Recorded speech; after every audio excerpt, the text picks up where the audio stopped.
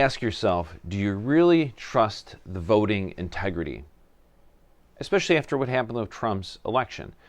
There were so many controversial issues that how do you really know what's going on? You know, which news source do you listen to? What do you do to get credible information to really find what's going on?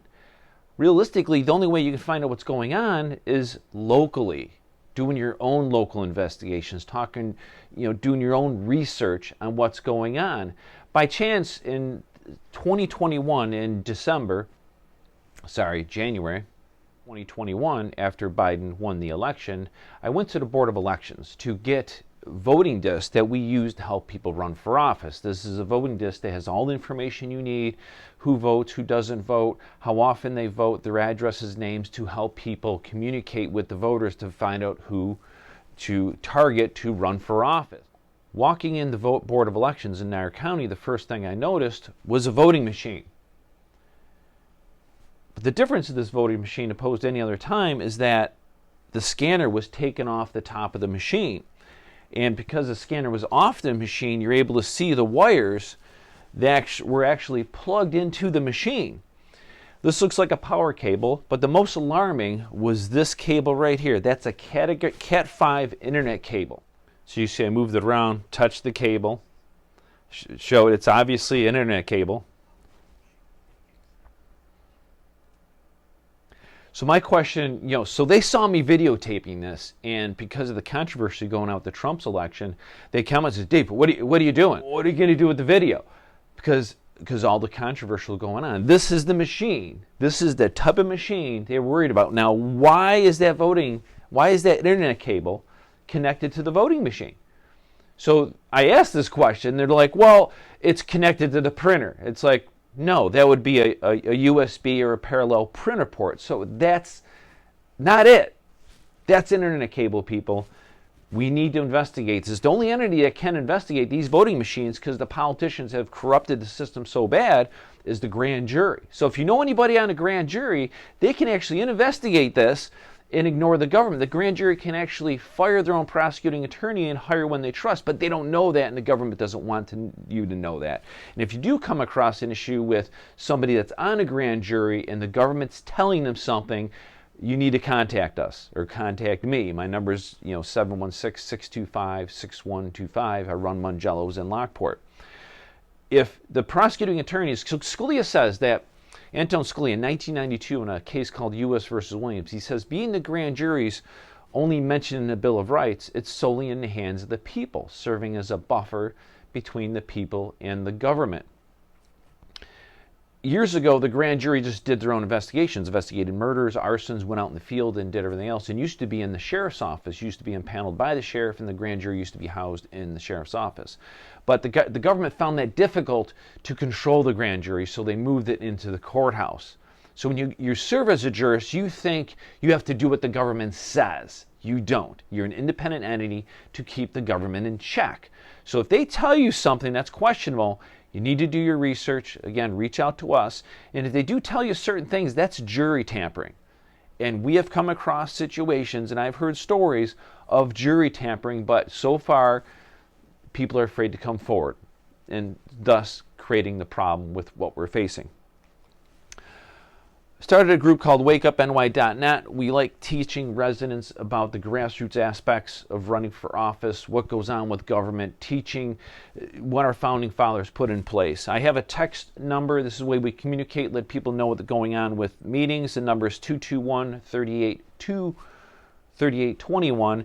So you text that number, the term Real R. I used Real Republicans because we need to take the Republican Party back. In my opinion, a lot of Republicans in office are fake Republicans. They're not enforcing the founding concept of what America is.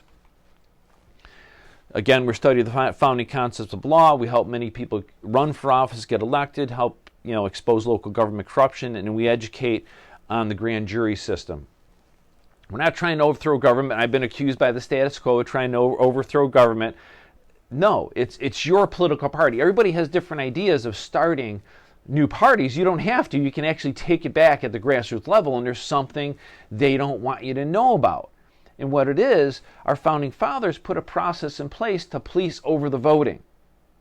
Somebody's elected within 5 to 10 blocks of your house to communicate to you what's going on with your political party. But they don't want you to know that. And because you don't know about it, the politicians get in it, their friends get in it, their family members get in it, the people they have contracts with the government get in it, so they control their own endorsements, because this position controls who gets endorsed. This is the endorsed candidate. They control who works at the Board of Elections, how your voting is counted, and everything about before you end up the vote. This is my YouTube channel under David Mangello. I try and do a lot of political education videos, informative videos out there. One of the better videos I've done years ago, almost over 10 years ago, is the fixes in before you vote.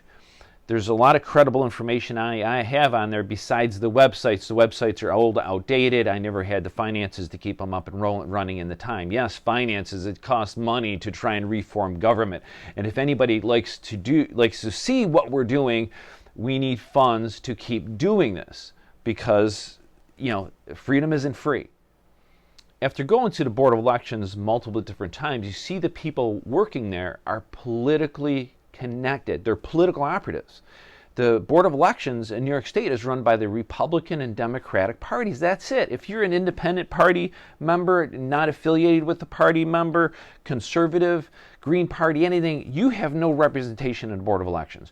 You walk in there, they look at you. If you want to run for office, they look at you. It's like, oh, who's this person? We have to work against this person. This is one of the videos I have online. And this time when I went to the Board of Elections, this is, I think, 8-9 years ago. I'm not sure what the date is. But at this time, we had a town board member working at the Board of Elections. This is Sherilyn Kowiak in the video here, and currently she's the town judge. But this is how they think it's their system. They control it. So if you go running against Cheryl, for example, when she was a town board member, you think you're going to get really fair representation here, but who controls the Board of Elections is your committee person.